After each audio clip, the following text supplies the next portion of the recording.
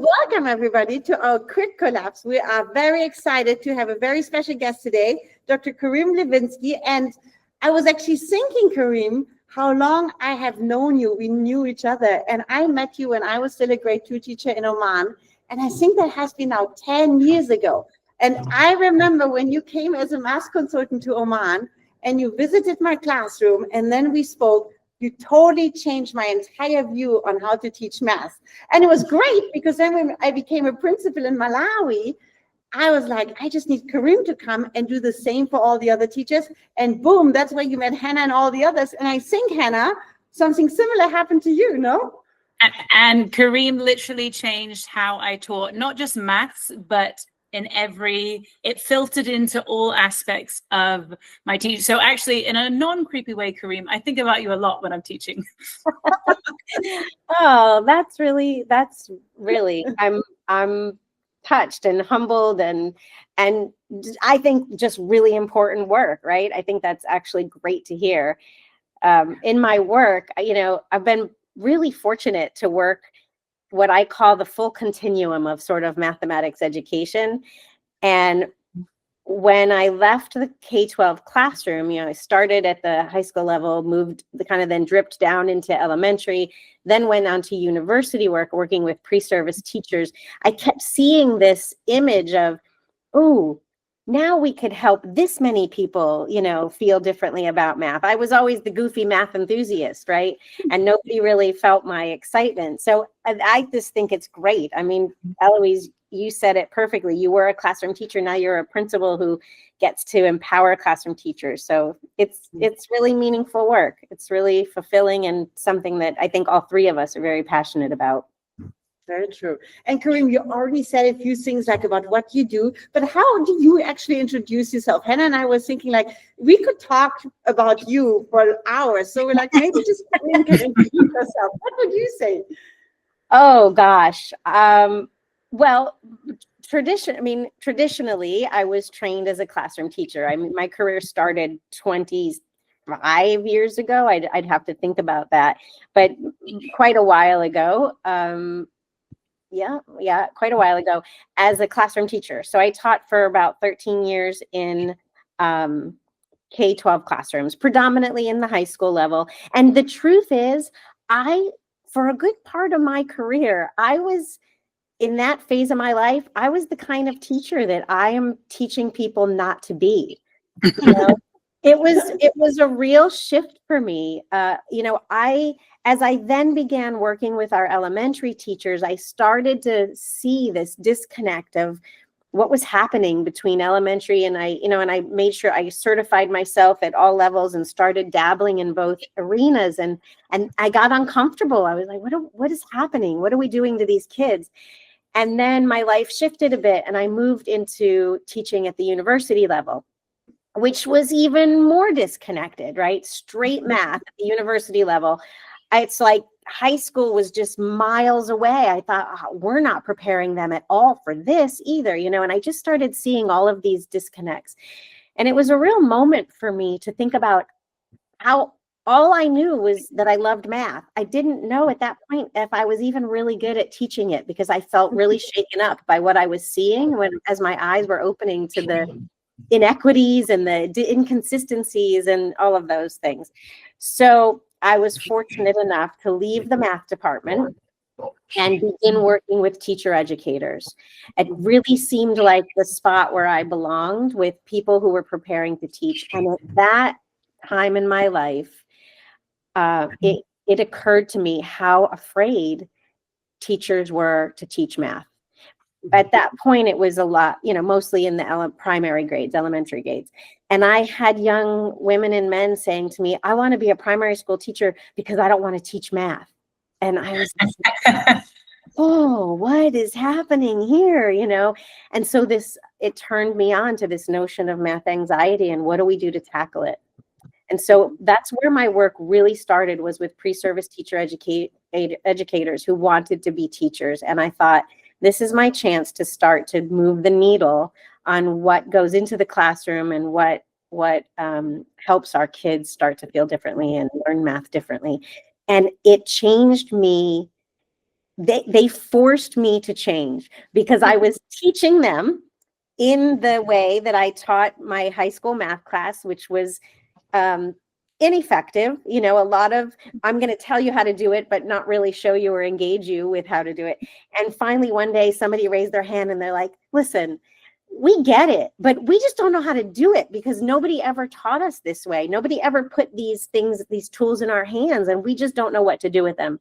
And it was that day that I thought, I have to dive into this. I have to dive in and I have to go relearn everything I know about mathematics through new lenses, you know, and that's what I did. And so that work was foundational in, I happened to be working on my doctorate at the time. So I happened to be exposed to a lot of research and a lot of literature, and it was really foundational in establishing who I became in this part of my work, which is working at both sides. I work with leadership to help them make the changes throughout their schools, and then I work with classroom teachers to help them make it at the ground zero, right? Where so that's my story. You know, it's so interesting how you talk about like how the teachers wanted to be in primary school because they didn't want to teach math. And I think like often we think about math anxiety is just in kids, but you actually find it in adults too. And I wonder, just for all of our listeners, how would you actually describe math anxiety? Like, how would you define it? Yeah, so there's no unified definition of math anxiety. If you were to go back as far as, gosh, I think it was in the early 1970s, right? It's anxiety that interferes with the manipulation of mathematical symbols or mathematical problems. I mean, that's a generalized description, right? It could be in ordinary life, it could be in academic situations, but it's any sort of interference cognitively that disables you from engaging with mathematics. And, you know, the research shows that there's all kinds of moments where that happens for people. Some people, the brain fires up a fight or flight response just in anticipation of it, right? This sort of visceral physical response happens, and they're not even doing the math yet, right? So just the anticipation, there's one study that shows this, the anticipation of working with mathematical concepts has a visceral, the part of your brain that feels pain, actual physical pain lights up in anticipation of it. So it can be, you know, I don't like to throw words around. Trauma is a big word, but there's a lot of big T or little t trauma, probably more little if we're scaling it, but trauma that goes into what can create math anxiety. That's one place where it can come from. You know, I had a lot of students over the years in my research with a lot of pre-service teachers, as I was trying to help them repair their relationship with mathematics, right? Say, I'll never forget, you know, feeling stupid. And, you know, and the funny thing is we're humans. Sometimes they might not really be afraid of the math, but they're afraid of feeling stupid, right? They're afraid of the humiliation. And so that into the chicken or the egg conversation. But, you know, they talk about feeling stupid in class, and math is the one that tends to trigger it the most. Karim, where do you think this comes from? Like, you know, we never talk about language anxiety. Like, I don't have any student who says, like, I have literacy anxiety. I have no teacher who says that. I have history anxiety, right? I have geography anxiety. You don't hear that. Like, why math anxiety? Like, where does it come from? What are the roots of that? Yeah, so it's, I think, the roots of math anxiety are very complex, right? It's a really complex phenomenon. So we can't point to just one place, but we know it comes from several. And so as a starting point, it can come from within the home, right? That's the first place where children are exposed to numeracy concepts, right? You're counting the steps as you're walking them, or, you know, learning about your fingers in home. Such important tools for mathematical thinking, right? And so parents, when you talk with them, there's a lot of them that say, I was never good at math. And so it starts there. Where did that person have it come from? From their mathematical experience or their societal beliefs. So society kind of feeds into that too, right? If you think culturally about, I was reading this one piece the one day about the movies about geniuses. When is it ever a woman? I was just about to say, in my experience talking to parents, it's almost always been the mum who Yes. says, I was never good at maths. They do maths with their dad. Oh, that's their dad. That's for their dad to handle. Yeah. And so culturally but even, we can talk about the whole gender thing, but it's implied in those moments that some people are good, some people are not. And they happen to predominantly be male, right? Matt Damon in Good Will Hunting becomes this street kid who's a the beautiful mind, the gentleman who, gosh, what was his name? I saw him speak and it's escaping me right now. I can only think of Russell Crowe, but I know who you're Yes, talking about. but I actually attended a seminar of the gentleman that movie was based on back when I was years ago teaching straight math in a university, and fascinating. It'll come to me maybe as we're talking. But so we're sending messages that create a foundational belief that we don't even know is happening, right? And then we tackle on to that the mom who says, I'm not good. And so that in that moment, the door is opened like, oh, some people aren't good and some people are. And the minute maybe I hit resistance, I decide I'm one that's not, right? Mm-hmm. So we create that doorway to some people are good and some people aren't. And then, we perpetuate it in schools. We perpetuate it a lot with labeling and tracking and attitudes in the classroom about what it takes to engage mathematically, right? And sometimes we don't even know we're doing it. There's a lot of messaging. I'd love to believe, I do believe that teachers we're so much more aware now. Thank goodness for the rise in mindfulness and awareness that's occurring. And I do choose to believe that people choose their words more carefully when speaking to young people. But you hear some pretty terrible stories about what is said, oh, you'll never get it. Just get through it, or something to that nature, which comes, well, yeah, I've seen it. I've seen it firsthand. Yeah. And I wonder, even if we're aware of it, right? Like, I think, as you said, people are more and more aware. They are maybe careful with their language or their words, but you still see it. And I wonder, Karim, with all the work you did with teachers across the globe, like, what are some kind of classroom strategies or practices that you see are actually making math anxiety even worse, or maybe decreasing it? Like, what is it that you saw in all of your experience? Yeah. So one thing that I think is important for teachers to remember, and I used to say this, and I hate to talk about the gender differences, but sometimes men are a little more resistant, right?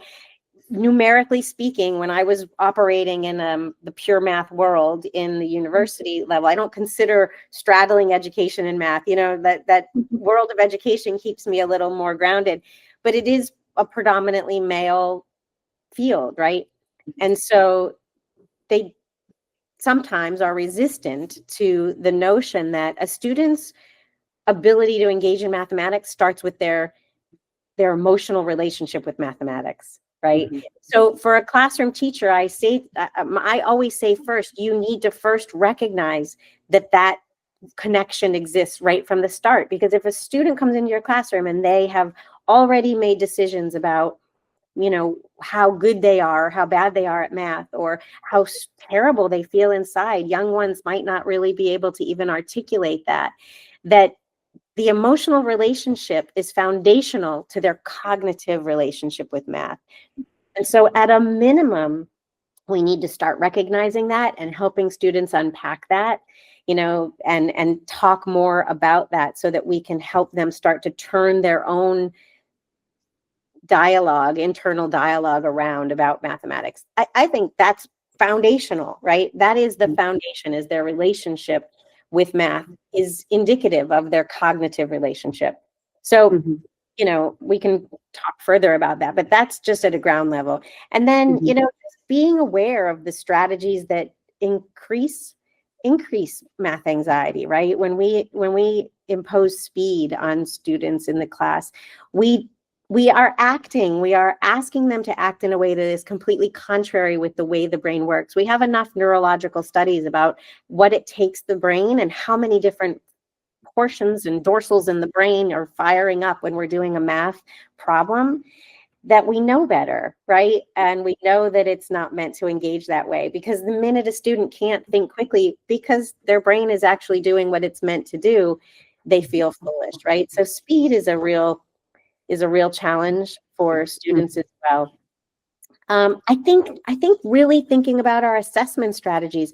You know, one of the things that we talk about when we try to turn around math anxiety is we have to get children to feel comfortable in failing or in struggling, right? We want them to know that that's not bad. That is the process, and it can be fun to untangle that knot, right? We've all gotten into those puzzles or whatever, that our brain loves that, right? But we don't do that enough in a low stakes assessment way where they can actually, you know, students have challenged me when I say that in front of classrooms, and they say, yeah, you say that free to fail, but when the grade comes back and it's low, you know, we hear about it from home. We worry about college.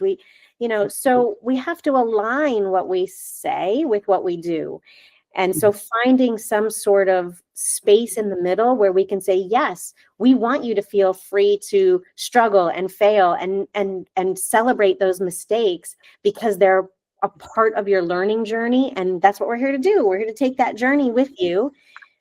And you need to allow them to actually do it and see progress. You know, measuring, I like to measure things, right? I do a lot of statistics now in my work. I love measuring things, but we got to make sure we're measuring the right things, you know? You know, Karim, you talking like reminds me of, like, I sometimes feel like, you know, when we do math, like those Friday math tests, right? Like you have half an hour or 10 minutes, how many multiplication questions can you solve? I think it's such a short-term goal, because I think there's so much research out there showing that kids who actually learned how to problem solve, when math becomes more and more complicated, they are much more successful than those kids who were like, you know, they could do this test in 10 minutes and they got an A+. That's right. Yeah. That's right. Yeah. Yeah, it's the same with finger counting. There's a lot of studies that connect, you know, some kids are sometimes, and that's the other thing. Where does math anxiety come from? Culturally, it's different, right? Across different cultures. You work internationally, you know that. I'm sure you've seen variation across culture. So it comes from the home, it comes from the classroom, it can come from within, you know, kind of like personality type aversions. I mean, that can be real, right? Percentage wise, we don't know exactly what that looks like. Some studies place about 40% from home, but, you know, 60% is still a wide range of where else does it come from. But those kids that are shamed for using their fingers are actually, they are less successful in their math journey later on, right? There's a direct correlation between having good finger representation and higher level math. So to take that away is you know, limiting right out of the gate for these kids. I wonder how we got there. That like this was, oh no, you shouldn't do that. Like I wonder when that happened, because you do, you know, I feel like I remember that growing up, being told to move away from my fingers. Yeah. And even, go ahead. Oh, sorry. Even now in classrooms where you see like kids sometimes are embarrassed to get out their base 10 blocks because they're like, I can do it without it. You know, this idea of like, you're better if you don't need manipulatives. Yeah. The visual part of the brain, the part of the brain that lights up for visual representation is active, particularly with your fingers, is activated whether you're using them or not. So your brain activates digital representation even when you move away from that representation. So to remove it, you're working against the way your brain is going to work to solve the problem, right? So it's such a critical piece. Same thing with why, the visual representations, right? The base 10 blocks or whatever, as simple as a number line. I mean, a number line has direct correlation, again, to higher level math, right? Higher level math capability and research, where your brain is naturally drawn to use it, even when you don't see it, right? So your brain knows what it needs to do, and the visual piece of mathematics is never at rest. Karim, it's interesting. Like, we were leading a workshop not long ago, and it was all about like inquiry in math and hands-on. And one question came up. This one teacher, she said, it all sounds great, all makes sense to me, but I'm in a school where we have standards curriculum, we have a textbook, and we just need to get through. So I don't have time for all this inquiry hands-on stuff, even if it sounds good. And I wonder, Karim, like, I thought it was a good question, because I can totally see the environment this teacher's in. And I wonder, how do we help teachers who are in an environment where there's a very stiff structure to kind of like shift the mindset and give that opportunity to students? Well, you have to try it. You have to experience it to have faith, to understand it, right? And so what I tell teachers like that is, it is very real. The teachers who've made this shift, and this is what they say, that when you take the time where you need it, not every lesson requires the depth, right? I mean, there's an ebb and a flow, that nothing is nothing is always the same in math class, but there are foundational concepts and foundational pieces along the way, or just situationally, right? The kids need this. I can't move on. The kids need this, right? Clearly they're not ready. And when you give, what teachers find when they need to accomplish this, this much, you can't see my hands, but, a large amount, that ebb and that flow ends up working out and anyway, because what happens is they form deeper, better foundational understandings along the way where they need them, such that they can move more swiftly through other parts of that curriculum. So it may not look the same for every classroom. The progression pace may not be the same for every classroom, but teachers begin to see that benefit when they actually give the time to where we know, or we see that the depth is needed. So to think that you can plan out a year at the beginning of the year, before you meet the kids, before you assess their skills, before you know what's going on, and say, oh, this is the timing that we're going to learn everything on, is a little bit absurd. It's a little bit antiquated, because it just doesn't work that way. In reality, learning doesn't work that way, right? And that's where you have to have the faith and flexibility. You have to trust what you're hearing. Like, oh, it sounds great. Okay, it sounds great. Then do it. Give it a shot, and see what happens. And the teachers that do it do say, I made up so much ground over here because we went deep over here. And, and they choose wisely where they need to do that along the way. Karim, I wonder, when you talk about math anxiety, I wonder, sometimes people think, oh, that's just for the weak mathematicians, right? Like the kids who are behind, they're anxious. But actually, that's not the case, right? You have a lot of very kind of high achievers in math who also show signs of math anxiety. And I wonder, why is that? Well, that's a great question. We know the numbers are high. In the United States, 95% of Americans report having some kind of math anxiety, right? Wow. Yeah, 95%. It's crazy. But but you're correct. Even high achievers struggle with anxiety around it, and honestly, Eloise, I don't know if I have a great answer for that, except that the cultural factors, the other factors around mathematics that we've created, the high stakes assessment and the pathway to college and other things that are pressures on kids today, the parents that, are having them do rote drills at home because that's what they knew and that's what they think will make them resilient thinkers or strong mathematically and improve their opportunities in the world. I imagine it's an amalgam of those things that we've created around this subject that are just wild, right? We've created all these crazy myths and mysteries around what it takes to be happy doing mathematics, right? And enjoy it. I love it. It's my favorite thing to do. When one of my kids or nieces or nephews or somebody calls me for math help, I'm like, then they apologize. Oh, I'm sorry to bother you, Aunt Karim. I'm like, oh, you just made my night. Come on, polynomials, let's do it. Yeah. I'm glad you feel like this, because my son just asked me about probability a few days ago, and I was like, oh, I can't quite remember. And then I did exactly what you said. Ask your dad, he will know. And I said, oh my gosh. Yeah. See, that is where I will say where online tools come in handy, because the truth is, I would rather see a kid persevere to go find the answer than just cave in. Like I say to my kids now, Google it, read a few things, see what you find. You can't trust everything. Of course, you have to discern wisely what you're reading, but the answer is not to cave in and stop trying. And if your mom can't, I would rather see my child keep trying. If mom says, geez, I don't know, you know what, let me go look online. Let me go watch a YouTube video. There's a lot of accomplished teachers that post videos and resources online. Kids can find those and persevere. My one daughter, has autism. And so learning has been just a wild journey for her. But when the COVID pandemic hit the world and schools went belly up, right? Everything went crazy.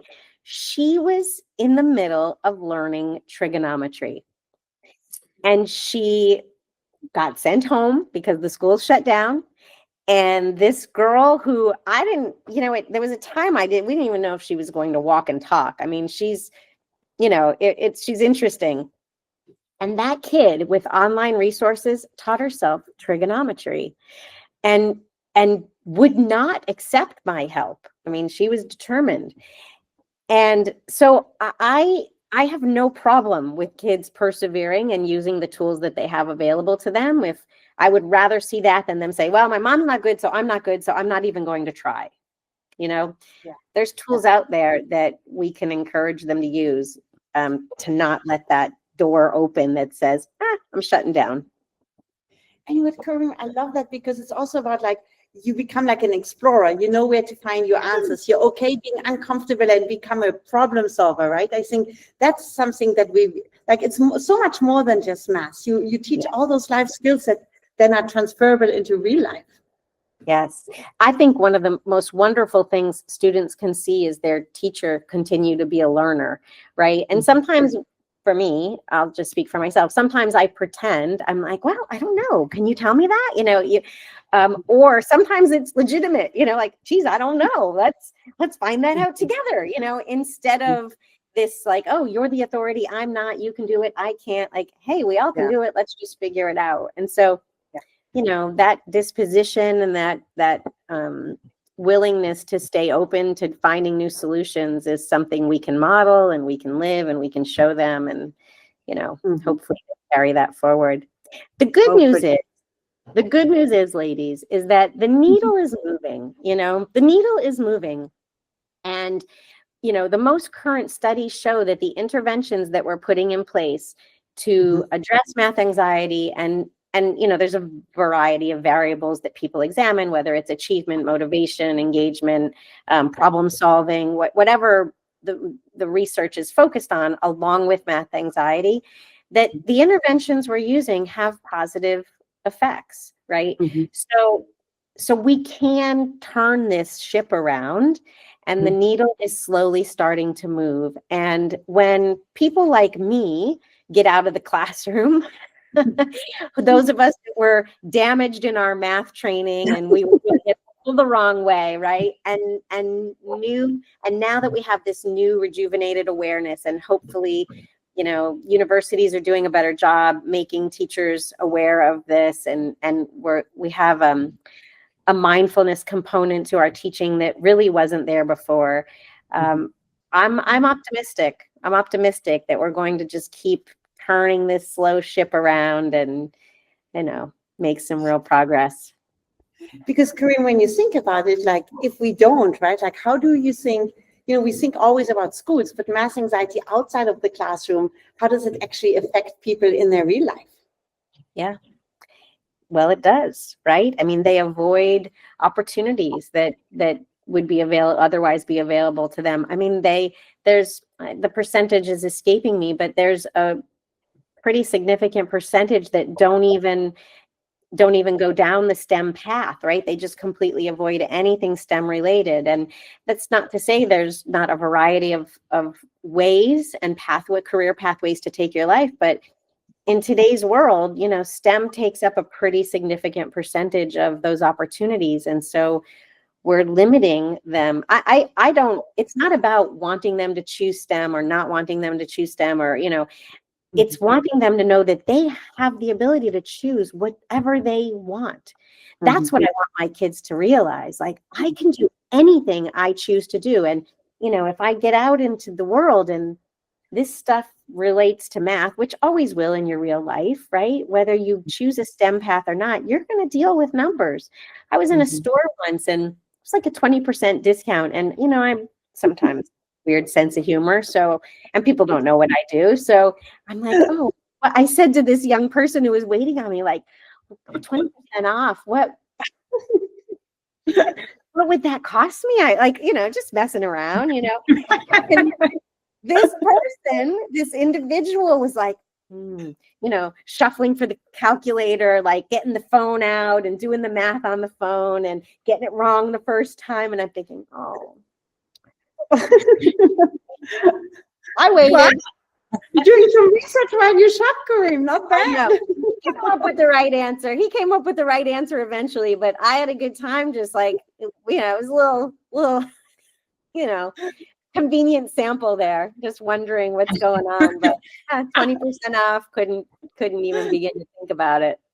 Anyway. I do the same whenever I go to lunch or supper with my two sisters and calculating the tip. And because they used to always get out their calculator. I was like, guys, we can do this. We don't need the calculator. 10%, we can do it. And then we could double it if we want to do 20%. Yeah. It's so funny. It's really, it's an interesting phenomenon for sure. It's an interesting phenomenon, but we're all doing our part. See, I wonder, Karim, people who are listening, right, and they think about their own classroom practices, and they're like, okay, that all sounds great, but where do I even start? I mean, where do you even start shifting the mindset? Or like, if the teacher listens to it and like, that's all new, it sounds so great, but I don't know where to start. Like, what is an easy way to maybe bring more strategies into the classroom that can help with that? Yeah. Well, I think classroom culture, I always start with the culture, right? So the dialogue around mistakes and the celebration of that, we already talked a bit about the time factor, right? Honestly, I think some primary school teachers still need to think about their own math anxiety, right? Let's just be honest here, right?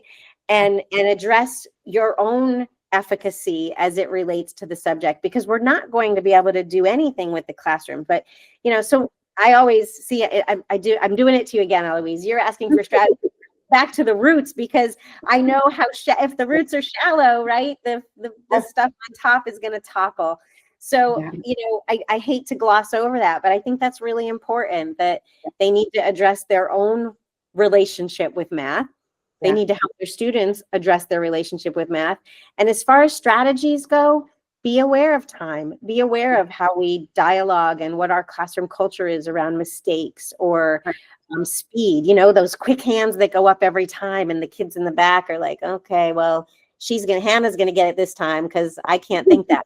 How many ways do we sort of avoid that? And then two things that two things that I always say is keep it visual, keep it verbal, right? If we can keep things visual and concrete and leave that opportunity for students to use that, and keep it verbal. Sometimes just being able to articulate it, right, helps them get back to the the conceptual representation of it. So, you know, visual and verbal are two things that I think are important to work into our practice. And I just had another one that I like to share that is vanished from my brain in a moment. Maybe it comes back. Yeah, it'll come back. It'll come back. You know, oh, this is another one that I think is really big, is that, you know, math people, we have this bad reputation of being sort of narrow-minded and that there's only one way to do things. I'm guilty of that. You know, I'm a work in progress, but I've learned, you know, but that's not at all true with math, right?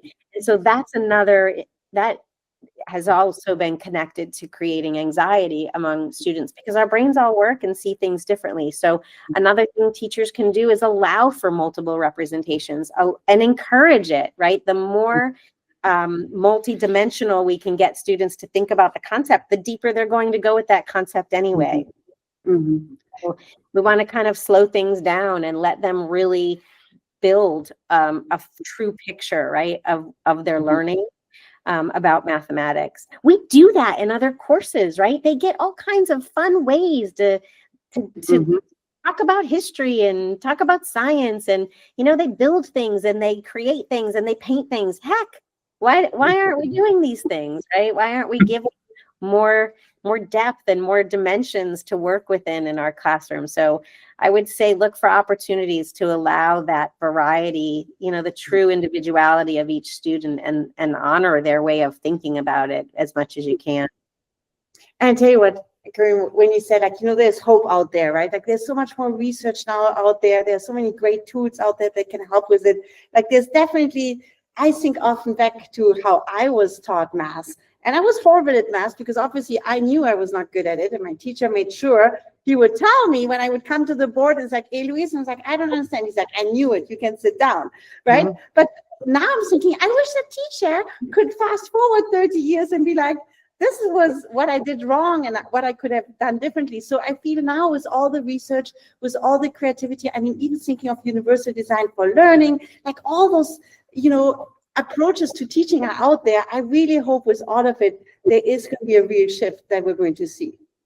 Well, you know, and people like those of you at Awesomenicity, right? I mean, the tools are right there at your fingertips. They're amazing resources that people can get access to that honestly, they take the guesswork out of it, right? If you're unsure, you need to just do a little bit of looking to find something that will help guide you through it. That's how I had to do it the first time when I was working with those pre-service teachers, and they were like, Karim, stop telling us. We hear you, but we don't know how to do it.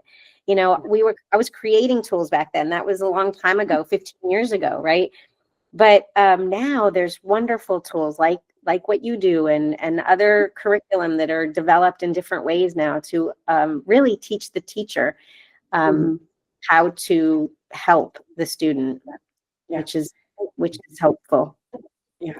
And then you have students in your class who, when the bell rings, actually don't want to leave because they see math being like playful and fun, and they're like, oh, I'm almost there, not now, I need a little bit more time, right? And that's what you want to see in your math class.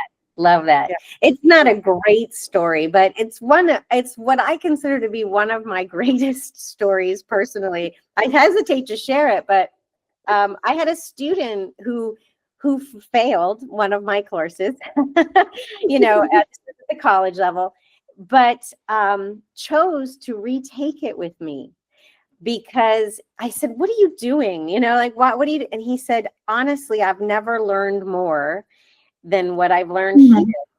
And I recognize that if I'm really going to do this right, I have to do my part now. And he said, I know if I do my part, I can see that you're doing yours because I've never learned more math than I did when I was with you. And he still didn't cut the grade, which I hate even saying that, but you know, he didn't make the grade, but he retook me. You know, when does that ever happen? I thought, okay, here we go.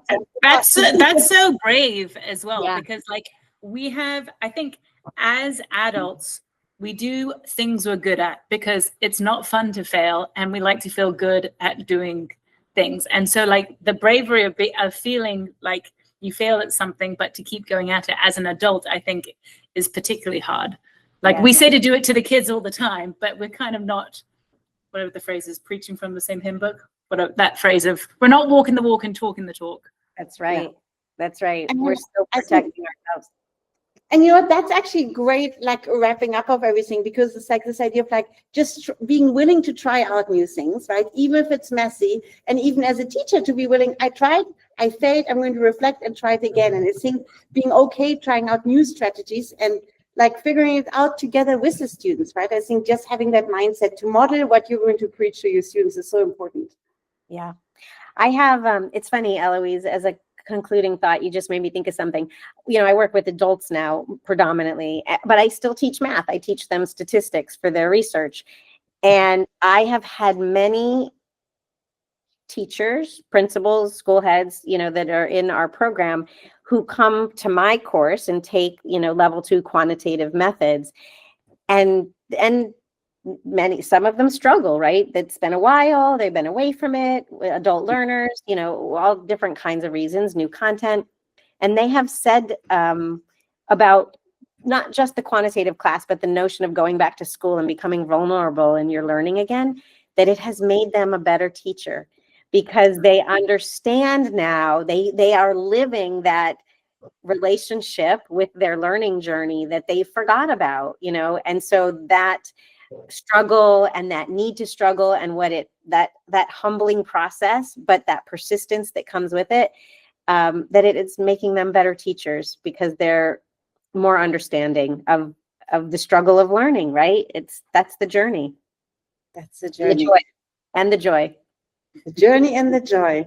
Yeah. Karim, I know we could talk for hours with you. Like, and hopefully our paths will cross again, where we can actually all be face to face, sitting in a room, handling those manipulatives, and have fun with it. Like, but it was so nice just seeing you today, and that you took the time to hang out with Hannah and me, and just talk about math and math anxiety and what we can do to change the culture. Yeah, so thank you very much. It's so great to see both of you, and thanks for having me. This was great fun.